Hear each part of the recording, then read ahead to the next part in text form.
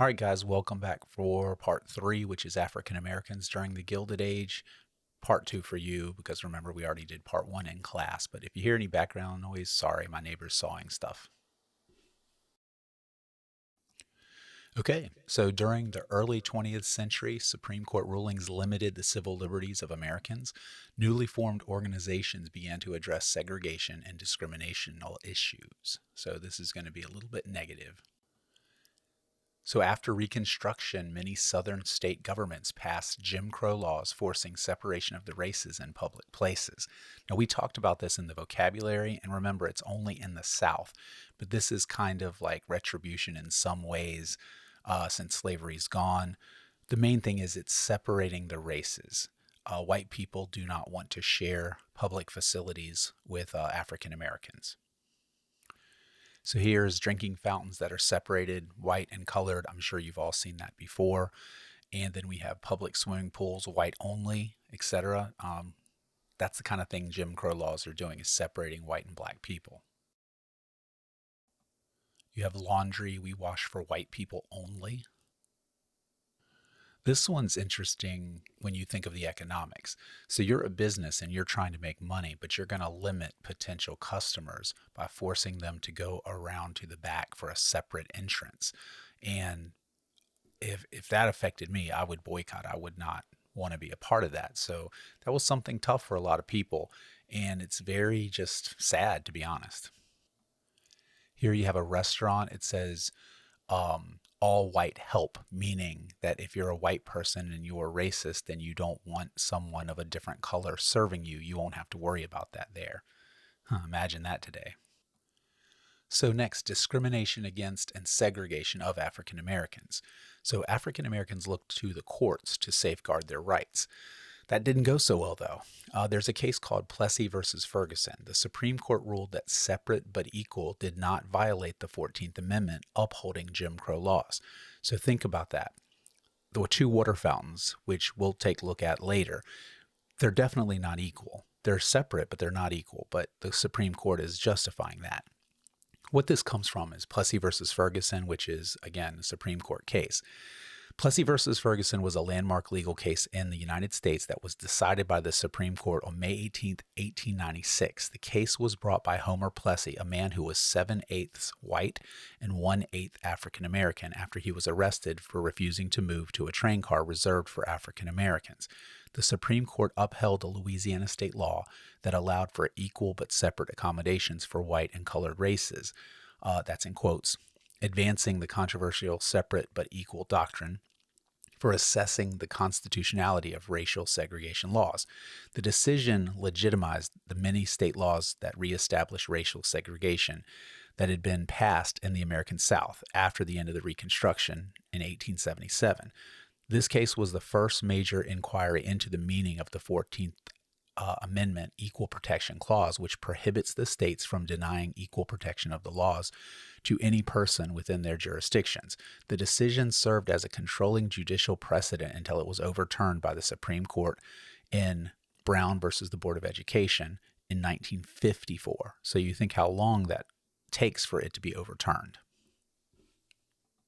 Now, while this picture doesn't take place during the Gilded Age, this is when Brown versus the Board of Education desegregated schools. So you still had mass protests, which, again, really sad. You had people did not want their kids going to school with kids of other colors. Personally, my grandmother told me that when she went through this at Newport News High School, which doesn't exist anymore, I think it's called Huntington Hall, it's part of the military today. But she said from her memory, most of the students really didn't care. It was mostly parents who protested. Now, again, that's anecdotal, meaning that was her experience that she remembers, but clearly there were lots of students right here from the picture who also protested. And this is the historical marker, obviously in remembrance of the Plessy versus Ferguson ruling. So next we have what's called the Great Migration. So during the early 20th century, African Americans began the Great Migration to northern cities in search of jobs and to escape poverty and discrimination in the South. African Americans also experienced discrimination and violence in the North and the Midwest, but had greater opportunities than were available to them in the South. If you remember, after the Civil War, the South was basically destroyed.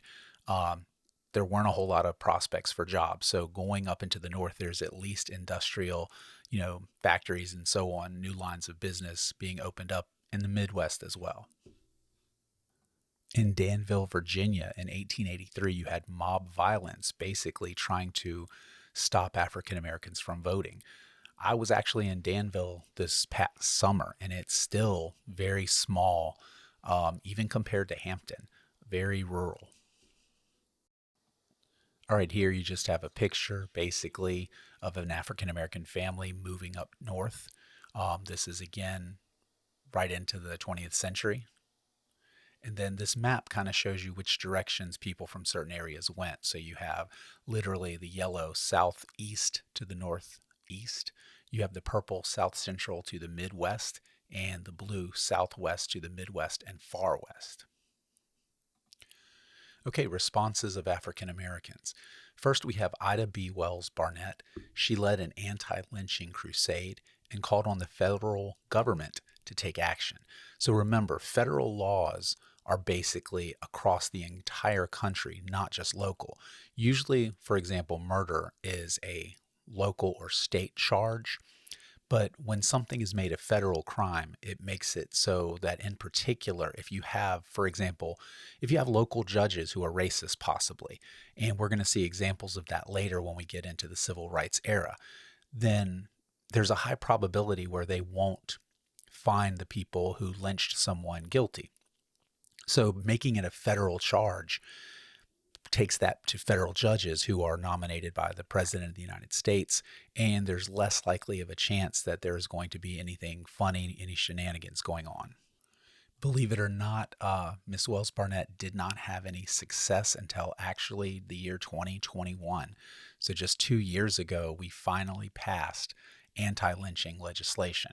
Now, we'll talk about this more in class because some people may not understand. They may think, why do we need a law against lynching, which is basically murder, when we already have that? But again, those are local laws and state laws, and sometimes a local court is not really fair, particularly in the past. And I'm not saying it doesn't happen now, but in particular in the past, it happened much, much more frequently. Next, we have Booker T. Washington. He believed the way to equality was through vocational education and economic success. He accepted social separation. So Booker T is a little bit different in that he feels that as long as African Americans can make money and have success with money, that ultimately, if they're separated socially, it's okay because African Americans will be able to afford what they need. And to be fair, thinking of it how it is today, we tend to have a lot of negative thoughts of people without money. It seems like our society today is based on your economic status more than anything else. So maybe he was onto something, who knows? But again, that's what his main thing was, vocational education as well. For example, instead of just going to college, people becoming plumbers, electricians, etc. And finally, we have W.E.B. Du Bois. He believed that education was meaningless without equality. He supported political equality for African Americans by helping to form the National Association for the Advancement of Colored People, or as most people know it, the NAACP. So Webb Du Bois really, he just said it straight up. You have to have equality first. And again, even if you have black colleges that are separate, etc., it's not really meaning anything in the long run until people are equal.